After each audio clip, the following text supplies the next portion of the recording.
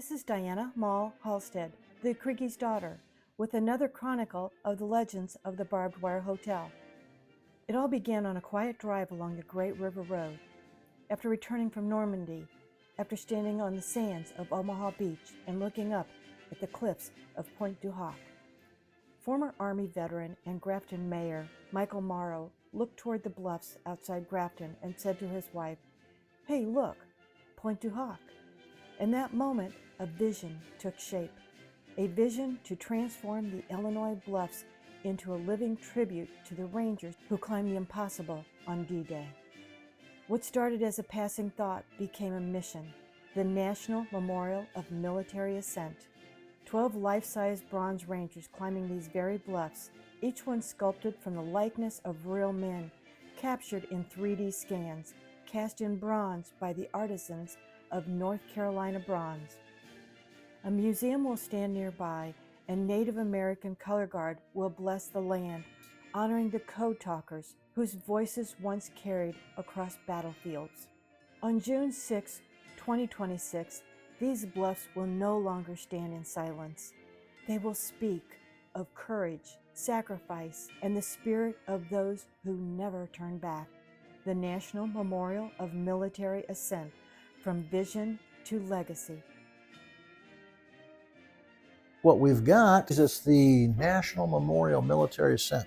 And what we're doing is that we're going to be putting in a national memorial. It'll have 12 life-size bronze statues of the Rangers that climbed the cliffs of Pointe du Hoc on D-Day on World War II. And that's going to be out here on our cliffs, right as you come into town by the Visitor Center. And we'll also have a military museum, and it's going to be fantastic. The wife and I got to go over there 3 times on Omaha Beach. We have a friend that's over there. She's one of our commissioners now. And each time we were there on the 70th anniversary of D-Day, I was honored to give a speech on D-Day on Omaha Beach to the Bedford Association from Bedford, Virginia, at their annual dinner up that night. When I was going over, I just retired, and they said, our friend over there says, "Well, bring your uniform." I says, "I don't know if it fits." I said, "All right." So we packed it up and went over there, and I thought I was just going to give a quick little, tutorial or something. And they said, "Oh, no, you're going to be the keynote speaker. It's going to be filmed. It's going to be translated on Omaha Beach on D-Day." And I said, "Oh my gosh." So I had to go through and rewrite my speech, because I just had a few notes. And but that was good. But when we were there, we saw Pointe du Hoc. We saw all of the areas. I mean, the French people. One of the things, I made friends with the mayor of Brickney, and he'd through interpreters, he'd say, "Anything you want. What do you want to do?" And I says, "I'd love to visit a French dairy farm." So, we were over there for about 10 days. And so he set up one day where he took us out, and we visited, I think, 5 different farms. Oh, it was just fantastic. The different things that they do that we do, but it's all, kind of interacted the same. And it was just a wonderful time. So we saw Pointe du Hoc, and we learned the story. And so when we came back after the 2019 75th, I was driving down the River Road with my wife, and I told Lynn, we passed the bluffs, and I looked up, we were talking, I said, "Hey, look, Pointe du Hoc." And she goes, "Oh my gosh." So that thought started that. And then when I became mayor, first thing we did was we got with the city council. The council was gracious enough to go ahead and approved us to have a commission set up to explore ways to honor our veterans. Now, Grafton is made up of, at that time, 17% of the population of Grafton are veterans, the largest per capita in the state of Illinois. Most of those are Vietnam veterans. So when we were looking at how to do this, we thought, how can we tie in Pointe du Hoc? So the commission, we had at that time 20 commissioners, and we all met, and we went everywhere, and we looked, and we ended up out at the bluffs, and we talked through it all, and we came up with the plan. And we worked it, and then I met Jamie Henderson, the architect, on a different project, and he mind melded with us, and we came up with sketches, and it just one after another after another. Well, it was going to turn out, it's going to be a $6 million project. And, we had no money, no nothing, and we're rolling, and we didn't want to take taxpayer money. And I said, what we did was we set up a 501c3, and the 501c3 is going to build this, and it's going to be a gift to the city of Grafton. Because it's going to be at the visitor center. We'll incorporate the visitor center. We'll operate together. We'll work all this. And the money started rolling in. We had the first few people that dropped off. My wife and I dropped some money. Our treasurer dropped some money to get us seed started, to get some consultant things in, to get some other stuff rolling. And today we are a little over $3 million that we have.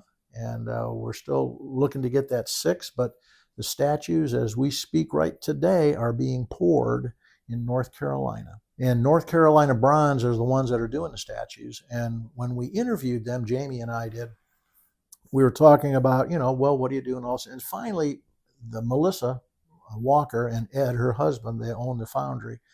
She says, well, are we going to be your foundry? And I looked at Jamie and he nodded. And we said, yes, you are. Because we like what you're doing. We like your pricing, all the rest. And she says, well, good. Because we've done our homework.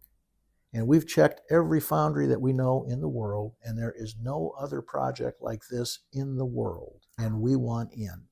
We've been working with them. And so how do you do 12 life-size statues of people climbing cliffs? So what we did was we put out a casting call. And last June on D-Day, over that D-Day weekend, we had the 2nd Ranger Battalion of St. Louis, which is a reenactment group here in St. Louis, and they reenact Pointe du Hoc. So they're now members of us. They're part of our project. And they came out over that weekend with the foundry folks, and we got young men, because they all said, Mayor, you dress up. No, not me. To get the young guys. So we got these young people to come out and dress up in the uniforms and go and strike the poses that we had wanted on the cliff. So as they stood there doing this, they came up with a digital scanner, and it took them about 2 hours, and they'd scan. Ed was over on the computer working as it came in, the data and so forth, and then they get the scan done. They took that scan back to North Carolina. They worked it somehow on their computers and so forth, and then they sent it out to Washington State. And in Washington out there, what they did was they went ahead and put it through a 3D printer in sections. And these sections then came back to the foundry, and they then put those sections together and they start pouring. So the first one is the radio man. And the radio man was in a kneeling position talking on a radio with actual World War II radio on his back, which we got from another reenactor. What ties that into it is that because our chaplain of this organization is a Native American, and he is right now living in Mexico with his family, but he is the Native American practitioner for, and I forget the long terminology for it, but basically for the veterans in the United States. And he is working to get the tribes in this area from the headwaters of the Mississippi all the way down through tied into this. And you know how they're going to be tied into? But number one, this was their land. But the radio man is going to tie them in because of the code talkers. The code talkers, and there were 17 code talkers on Omaha Beach, none on Pointe du Hoc. Really? And then there was the Navajo, the Cheyenne, and so forth. But do you know when the code talkers first started doing this? It was World War I. Was when it started. Just the history of that and getting the people, we're excited. We've been up to the headwaters and we've seen that their traditions and so forth. And we've asked that when we set this up to do it, that we have a Native American color guard. I've seen their ceremonies. And we've got an area set off to the side for them for, as he calls it, the powwow area and so forth for ceremonies and so on, which ties them back in. So when do you think that the project will be done? Well, here's our timing. Is right now the statues will be ready to be installed on the cliff face in the spring of 2026. And where our grand dedication at that point is going to be June 2026. And what else will be finished then? We'll have the plaza up there. We're going to have a granite wall with names for founding sponsors. You can be a founding sponsor for $1,000. We're only taking 5,000 of those. Your name will be on the wall. Then we'll have sustaining members and so on. But that'll be finished. Say we got the first $3 million. The other $3 million is going to be for the museum and the other pieces that go with this. But it's going to be fantastic. We're rolling through with it. We've got Tarleton Corporation in St. Louis, which is doing our construction management. Mike Jones is our project construction manager, and he came on board donating his time. SMS Engineers out of Alton, Illinois. They've came on board and they've donated all of their time. They've done all the LiDAR surveys. They've done all the topographical surveys. And they're there for us every step of the way with all the engineering needs that we need.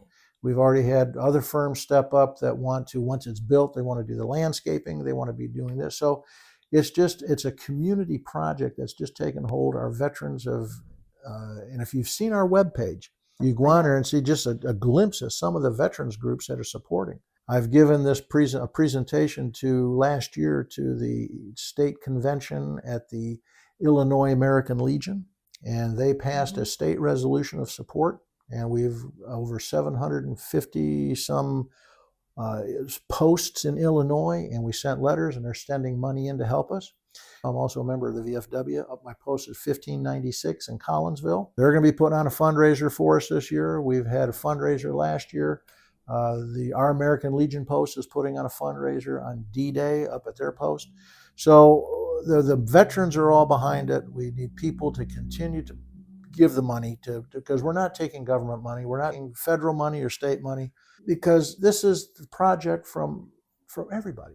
And now it's just not going to be World War II, because we're going to have a Vietnam fast boat up sitting in there right by the museum that was made right here at the loading dock, which was then called the Grafton Boat Works. So that'll be setting up there so they can come up and look at it. We'll have the dinghy. Well, it's going to be fantastic.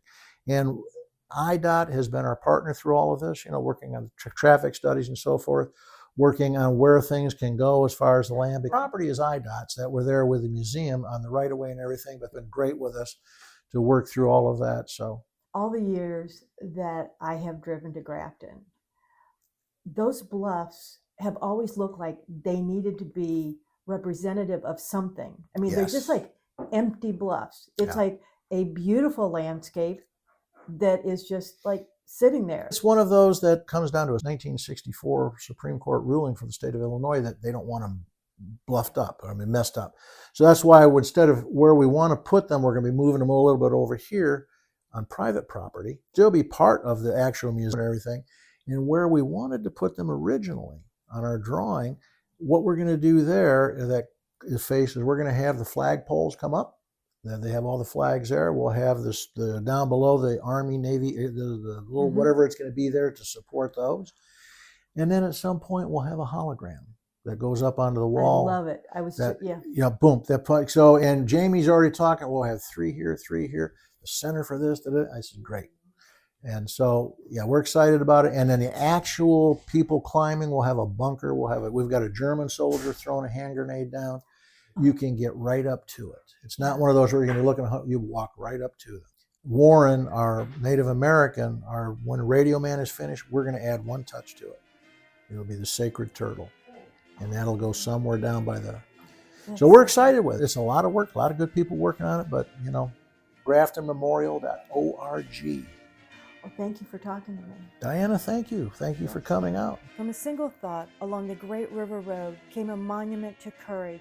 A vision that rose from the river bluffs to honor those who climb the cliffs of Pointe du Hoc and every soldier who has faced the impossible. This is more than bronze and stone. It is a spirit of service, the voice of remembrance, and the strength of a community that never forgets its own.